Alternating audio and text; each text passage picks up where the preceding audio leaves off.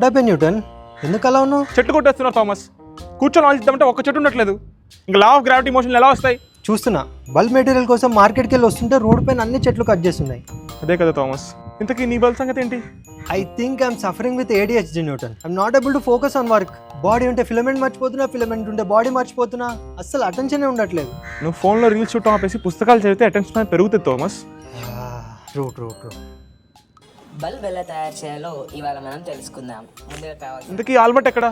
Theory of relatability అని కొత్త concept మీద వర్క్ చేస్తున్నాను. Theory of relatability? Yes, side hustle కోసం కాంటెంట్ క్రియేటర్స్ కి how to do relatable reels, how to get million views అని classes తీసుకుంటున్నాడు. Oh my Albert. See. This is the day 9 into 10 power 16 of explaining E is equals to MC square.